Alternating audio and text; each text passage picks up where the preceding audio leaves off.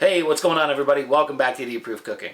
So my wife thinks I'm crazy. Now, keep in mind she thinks I'm crazy about a lot of different things, but in this specific instance, it's due to McDonald's. Meg's favorite burger happens to be the Big Mac, and I don't really like McDonald's, let alone the Big Mac. I've never been really a fan of anything they make, and that kind of boggles Meg's mind because she loves the Big Mac. Like, honestly, if we're talking about fast food burgers, the Big Mac's not even on my list. Like, there's so many that I would go get before I would stop at McDonald's. But that did get me thinking, can I make a Big Mac here at home that is better than McDonald's? Let's find out.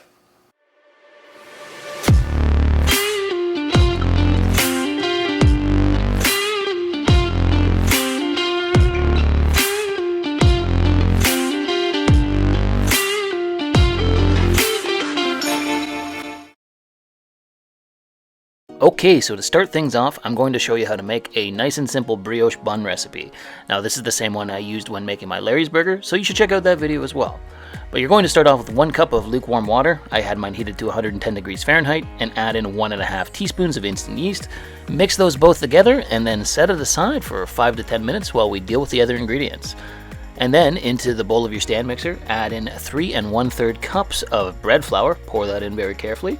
You're going to then add in 1.5 teaspoons of kosher salt, 2 tablespoons of white granulated sugar, and then you're just going to attach your dough hook, set the stand mixer down, and just mix this all together on a low speed for just like a minute to make sure all the dry ingredients are mixed together. Then go get your watery, yeasty mixture after about 10 minutes and pour it in. As you can see, it started foaming up a little bit. That means the yeast is alive. And then you're going to add in 1 large egg and 3 tablespoons of whole milk. Drop the stand mixer again, still with the dough hook, and mix this together on a medium speed until you realize you forgot to add the butter. So don't forget the butter. I have 3 tablespoons of unsalted butter and I melted it.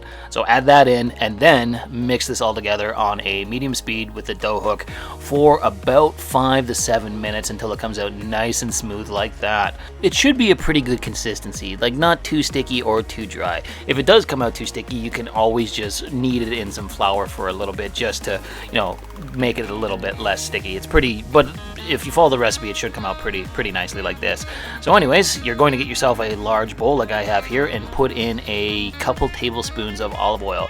At this point in time, if you've been watching the channel, it's been pretty much the same process for any dough. You're going to knead it into a little ball like I have here, and then we're going to drop it into the bowl with the olive oil and give it a little bit of a swirl around because you don't want the dough to stick to the bowl while it's rising.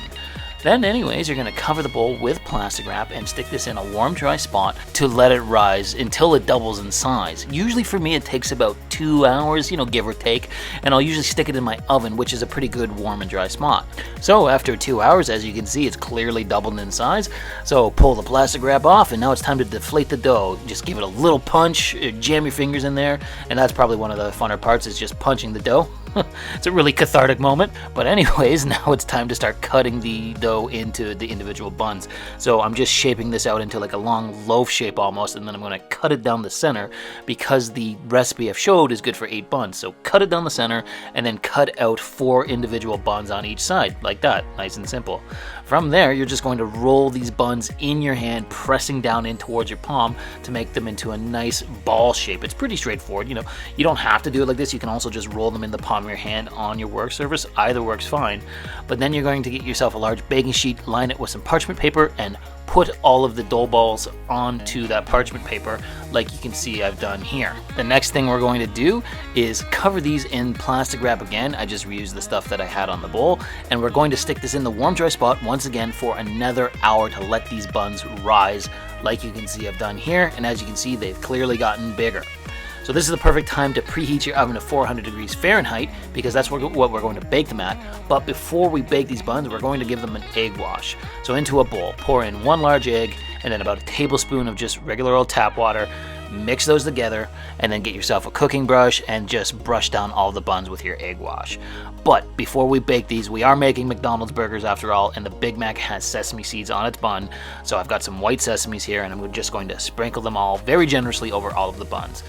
From there, bake these for 15 minutes in your oven preheated to 400 degrees Fahrenheit, and I would recommend rotating them about halfway through until they come out golden brown and delicious looking like that. Oh my god, look at how awesome those buns look. But they are piping hot because they just came out of the oven, so I am going to let them cool on a wire rack for about an hour until they're ready to be used for the burgers. And in the meantime, I'm going to show you how to make a nice, simple, but really tasty homemade mac sauce. So you're going to start off with 1.5 cups of mayonnaise, and then about a tablespoon of ketchup, about a tablespoon of yellow mustard, pour them in, and then some finely diced onions, again about a tablespoon, and then I'm going to use some bread and butter pickles. You're going to want about 2.5, give or take, tablespoons of the bread and butter pickles, and dice them up into very small little bits like you can see I've done. So pour those all in with the mayonnaise and the mustard and the ketchup, then add in a tablespoon of white vinegar. I am then adding in a teaspoon of garlic powder, a teaspoon of onion powder, and then a teaspoon of regular old paprika. Then a good pinch of kosher salt, and it's time to mix this all together. As you can see, it looks like mac sauce. Now let's give it a taste, and oh yeah, that tastes really good. That tastes like mac sauce. And now that the mac sauce has been dealt with, let's deal with the burgers. I have here a bunch of 80/20 ground beef. Look at how gorgeous it is, nice and red. Now I have way more than you need for one Big Mac, but I'm also making extra burgers for my family that's over right now. So you really only need half a pound of beef because each patty is going to be 4 ounces, and a half pound of beef would be 8 ounces. So, you can make more if you want. I had like 4 pounds of beef there, but really you only need a half pound. So anyways, measure them out to 4 ounces each, and then form them into nice circular shaped patties like I've done here. And because it's a Big Mac and it has 2 patties, you're going to have to make yourself a second patty. So similar to the first one, 4 ounces of ground beef, press it out into a nice circular patty, and now it's time to go fry these. Look at that, I got quite a few burgers. I'm pumped to make these. So into the kitchen we go, and I've got out my cast iron flat top. Now keep in mind, if you don't have a flat top like this, you can always just use a cast iron pan like I have in the background. But regardless of what you're using, heat it up for about 3 to 5 minutes because it takes cast iron a little bit of time to gain some heat, and then throw down a neutral oil on top of it like the avocado oil I just used. From there, it's time to just cook the patties, so slam them down and let them cook. Pretty straightforward. Hit them with some kosher salt, maybe a little freshly ground black pepper if you want. But anyways, as the burgers are cooking, we are going to use the cast iron pan in the background, and we're going to throw some butter on our hamburger buns, and we're going to toast them for just a couple of minutes. As you can see, I have a third bun I cut in half for the middle bun in the Big Mac. So after about 3 minutes, it's time to flip the patties. Look at that, there's some nice crust on the bottom there. Flip both of them over, and then what I do as soon as I flip them, I throw my American cheese on top.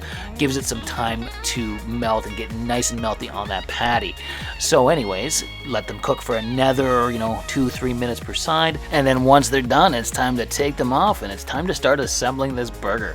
Man, I am pumped to make this. So let's go out into the other room and start assembling. So starting off with the bottom bun, look at that, there's some nice toasting on it.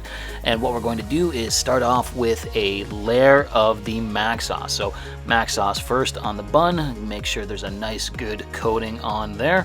And then next thing on is some shredded iceberg lettuce, because the Big Mac does have a little bit of vegetables on there. Not much, but a little bit.